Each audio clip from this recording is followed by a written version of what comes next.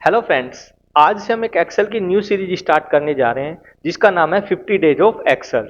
इस सीरीज के अंदर हम बेसिक से लेकर एडवांस लेवल तक पूरा हम एक्सेल कवर करने वाले हैं। इसमें जैसे कि हम कुछ पहले बेसिक्स फॉर्मूले देखने वाले हैं, conditional formatting, sort and filter जैसे फॉर्मूले को हम इसमें देखने वाले हैं। अगर आप एनालिसिस करना चाहते हैं एक्सेल के थ्रू तो ये सीरीज आपके लिए बहुत अच्छी होने वाली है, क्योंकि इसके अंदर हम बेसिक से शुरू करेंगे और एडवांस लेवल तक जाएंगे। और इसमें हमारी दो खास बात होने वाली है। एक तो हमारी डेटा एनालिसिस होने वाली है बाय एक्सेल, और दूसरी इसमें हम जो एक्सेल को यूज करने वाले हैं वो विदाउट माउस करेंगे पूरा काम। इसमें हम माउस का बिल्कुल यूज नहीं करेंगे, क्योंकि अगर हम माउस का यूज करके काम करते हैं तो हमारी स्पीड और एक्यूरेसी दोनों कम होती है। यही हमें नहीं चाहिए। हमें अपनी स्पीड भी बढ़ानी है और एक्यूरेसी भी इंक्रीज करनी है। तो उसके लिए हमारा सबसे मेन काम होता है, हमें माउस को अवॉइड करना पड़ेगा। विदाउट माउस हम इस पूरी सीरीज में काम करना सीखेंगे कि कैसे करते हैं हम विदाउट माउस वर्क। चलिए चलते हैं, आज स्टार्ट करते हैं पहली क्लास, जो कि फर्स्ट क्लास होने वाली है, इंट्रोडक्शन क्लास। और मैं विशाल आपका स्वागत करता हूं इस सीरीज में। तो चलिए चलते हैं पहली क्लास के लिए, जो इंट्रोडक्शन क्लास है। ये हमारी एक्सेल की इंट्रोडक्शन क्लास है और इसके अंदर हम देखने वाले हैं कि एक्सेल होता क्या है और एक्सेल को हम यूज कैसे करते हैं, क्योंकि इस सीरीज के अंदर हम पूरी सीरीज के अंदर एक्सेल को यूज करेंगे विदाउट माउस। तो आज हम यही टिप्स लेंगे कि हम एक्सेल को विदाउट माउस कैसे यूज करेंगे। इसके लिए पहले देख लेते हैं कि व्हाट इज एक्सेल। एक्सेल होता क्या है। Excel is a spreadsheet program developed by Microsoft, part of the Microsoft Office, use for the data entry, calculations, मतलब किसी भी टाइप की कोई भी कैलकुलेशन हो वो सब हम एक्सेल के अंदर इजीली कर सकते हैं। और कोई किसी भी टाइप की डेटा एंट्री को भी हम इसमें मेंटेन कर सकते हैं। और इससे हम चार्ट्स वगैरह भी बना सकते हैं। और जो भी हम इसमें काम करेंगे, जैसे कि हमें कोई भी डेटा इसमें स्टोर करना है, डेटा एंट्री करनी है, या किसी भी डेटा पे कैलकुलेशन करनी है, तो उस डेटा को हम टैबुलर फॉर्म में रखना है। मतलब रो एंड कॉलम के फॉर्म में हमारा डेटा होना चाहिए। मतलब रो एंड कॉलम्स, मतलब जैसे कि यहाँ पर देखो ए बी सी, ये सब हमारे कॉलम्स होते हैं। और इसी तरीके से अगर मैं इधर ऐसे देखूं 1 2 3 4, ये हमारी सब रोज होती हैं। तो ये रो एंड कॉलम्स की फॉर्म में जब डेटा होगा तो उसमें हम एनी टाइप की कैलकुलेशन, जो भी हमारी कैलकुलेशन होती है वो सब हम एक्सेल के अंदर कर सकते हैं। अब जैसे कि मैंने यहाँ पर क्लिक है मेरा, ये क्या है। अगर हम किसी भी बॉक्स पे मैं क्लिक कर रहा हूँ तो इसको हम क्या बोलते हैं, ये हमारा सेल, ये हमारा सेल होता है। क्लिक यहाँ पर, जैसे कि ये हमारा बी कॉलम है और 7 नंबर रो, तो ये क्या है, बी कॉलम 7 नंबर रो पर ये सेल हमारा है। तो इसका एड्रेस क्या होगा, B7। जैसे कि हमारा ये नेम बॉक्स होता है, नेम बॉक्स में क्लियर ही दिख रहा है B7।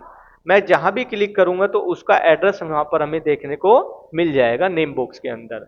H14 मतलब इस सेल का जो एड्रेस है, H कॉलम है और 14 नंबर रो है। तो इस तरीके से हम नेम बॉक्स में हर किसी सेल का हमारा एड्रेस आ जाता है। अब हम देखते हैं कि एक सीट के अंदर हमारी टोटल रोज कितनी होती हैं और टोटल कॉलम्स कितने होते हैं। अगर मैं यहां पर करता हूं कंट्रोल के साथ एरो डाउन, तो यहां पर हम लास्ट सेल पर, लास्ट रो पर पहुंचते हैं। तो ये क्या है, हमारी 10,48,576 रोज, ये टोटल हमारी टोटल रोज हैं।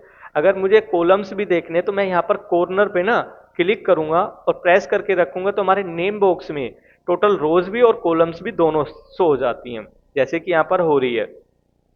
10,48,576 आर मतलब रोज, 16,384 सी मतलब कॉलम्स। और जो ये रो एंड कॉलम्स होती है ना, ये हमारी एक सीट के अंदर इतनी होती है और इसमें हम मल्टीपल सीट्स बना सकते हैं। जैसे कि सीट 1 सीट 2 आपको दिखाई दे रही है। अब हम इस तरीके से मल्टीपल सीट्स बना सकते हैं। यहाँ प्लस पर क्लिक करेंगे तो हमारी एक नई सीट बन जाएगी, बट हमें माउस का यूज नहीं करना है। तो उसके लिए हम सीट्स को, नई सीट बनाने के लिए हमारी शॉर्टकट की क्या है, मैं करता हूं शिफ्ट के साथ F11। तो ये हमारी एक नई सीट बन गई, सीट 3। और बनानी है मुझे, शिफ्ट F11 मैंने किया तो ये हमारी एक और नई सीट बन गई।